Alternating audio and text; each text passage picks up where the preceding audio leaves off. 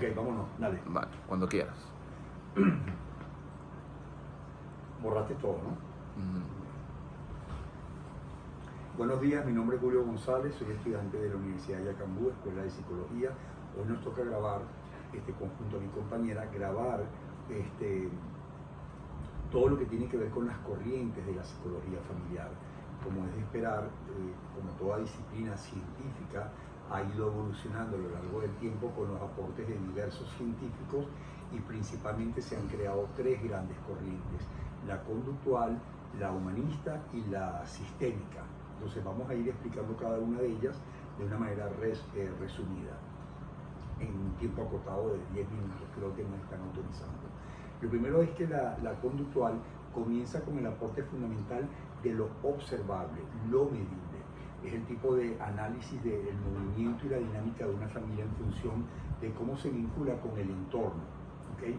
Y es la manera clásica de interpretar que a través de los estímulos y las respuestas van a verse afectadas de una manera u otra, fortaleciendo o debilitando los comportamientos de cada uno de estos miembros. Entonces, la técnica que aplica la corriente conductual tiene que ver con el cambio, valga la redundancia, de las conductas, de los comportamientos, de los patrones, de las maneras de comportarse cada uno de estos miembros. Esto requiere entonces la observación de cuál es la conducta, de qué manera afecta en positivo y en negativo, de qué manera conviene o no conviene, y a través de la observación y del refuerzo positivo se puede lograr entonces el cambio, ¿no? Puede ser, por ejemplo, el refuerzo positivo, puede ser la prohibición, puede ser el castigo, hasta que logremos hacer ese cambio. Esto se basa en la idea de cambiar, se basa en la hipótesis, ¿no? O en la intención de que se pueden cambiar las conductas, ¿verdad? Los comportamientos de los miembros de una familia para tener una mejor calidad de vida y una mejor manera de funcionar. Después de la corriente conductual, ahora vamos a entrar en la corriente que tiene que ver con la humanista. En este caso es el enfoque que se centra en el potencial del ser humano. Cuáles son sus facultades, cuáles son sus talentos, cuáles son sus posibilidades, partiendo de esa observación y ver cómo podemos ayudar a que se desarrollen a su propia autorrealización y a darle sentido a ese ser humano a través de su condición humanista, a un enfoque y a un sentido y a un propósito de su vida. En este caso es importante para los profesionales ver, observar las experiencias subjetivas del ser humano, de la persona, o en este caso del grupo familiar, porque vamos a ver cuáles son sus pensamientos, cuáles son sus creencias, cómo se manejan sus emociones, los sentimientos, para poder comprender todo este mundo subjetivo, cómo va a condicionar sus comportamientos. Entonces, aquí hay una relación terapéutica muy importante porque hay que observar y palpar la manera en que estos miembros, ese mundo interno, muchas veces abstracto, muchas veces inconsciente, va a repercutir en su manera de comportarse, en los tipos de relaciones que van a tener, el tipo de control o no de sus emociones, si tienen capacidad o no y de qué manera los sentimientos. Entonces, a través del profesional se va a desarrollar una empatía en esa relación que va a permitir ver hacia dónde se puede y de qué manera se puede motivar el crecimiento de esa persona y fomentar el bienestar entre sus conductas, sus emociones, sus sentimientos y sus intenciones. Esto es, en pocas palabras, la corriente humanista. Y después tenemos el enfoque sistémico.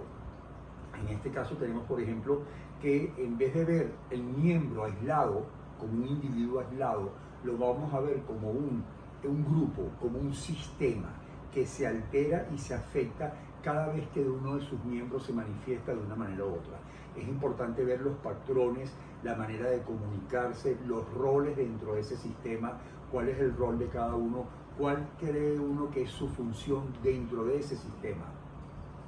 Saliendo un poco de las lecturas, usualmente ponemos el ejemplo de el mecate de un barco en el muelle, o por ejemplo un calcetín, ¿no?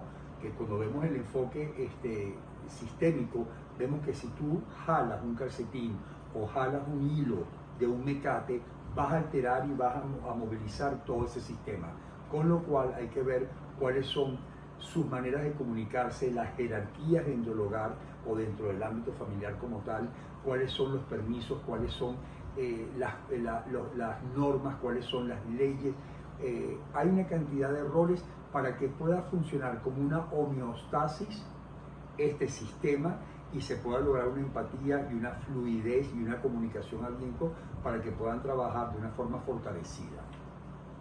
Cuando vemos los cuadros comparativos de estas distintas corrientes, lo interesante es que son formas distintas. Por ejemplo, en el caso del conductual, es importante porque el equipo profesional, el psicólogo, el futuro psicólogo en este caso, va a observar esas conductas, va a centrarse en ver cómo fue la experiencia, de qué forma le afectó esa conducta, de dónde viene, hasta cuándo ha sido reforzada.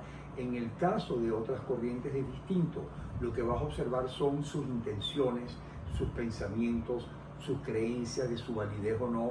Entonces aquí el psicólogo se va a centrar más en la persona o más en el entorno o más en la familia, y las técnicas varían. En una de las técnicas, por ejemplo en la conductual, hay más castigo, hay más control, hay más pautas a seguir, que en otros que es más la interpretación, el escuchar, el analizar por parte del paciente o del cliente con el terapeuta.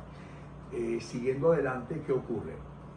Cuando nos preguntamos en esta presentación cuál de las tres es la más conveniente, cuál es la mejor, cuál es la más efectiva, en mi opinión personal, observando a lo largo de los años esas terapias, las terapias, te das cuenta de que más que cuál es más efectiva, cómo aprovechar las técnicas, el enfoque, las herramientas que te ofrece cada una de estas corrientes para integrarlas. Yo no creo que una deba excluir la otra. Entonces, escoger lo mejor de cada una y aplicarlas, no considero que una sea mejor que otra. Durante muchos años yo he escuchado en lo personal en mi trabajo que el modelo de terapias cognitivo-conductuales son sumamente importantes, y es verdad si quieres cambiar ciertos comportamientos y ciertas conductas de alto riesgo, como el mundo de las adicciones. Pero dependiendo de la patología, de las características psicológicas de otros miembros, quizás este sistema no sea el más efectivo, sino el de ver, por ejemplo, ese miembro cómo se vincula en la parte social, en la parte familiar, en la parte erótica, en la parte de pareja. Hay otras maneras de entrarle, ¿no?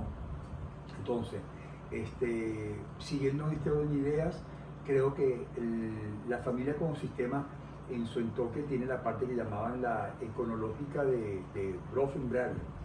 Bronfenbrenner tenía la teoría de que el sistema tiene que ser analizado con primero la parte que hereda ese sistema familiar, ¿no? Cuáles son los ambientes en los cuales se desarrolla ese ámbito familiar, cómo se puede, como si fuera un laboratorio. Esa era su propuesta, ver como un laboratorio y desde el punto de vista clínico cómo se puede analizar cada uno de estos miembros, sacar una información, sacar un análisis, unas comparaciones, para que el sistema sea el que nos indique cómo se adapta esto al entorno social, cultural, regional que le ha tocado a ese sistema, a esa familia vivir. Es lo que llaman el globo sistema, ¿no? La teoría ecológica. Después seguimos avanzando y tenemos la parte, el sistema comprende una interrelaciones de edad más o menos en torno. Por ejemplo, la parte de la familia, la parte del hogar, la parte, los sistemas.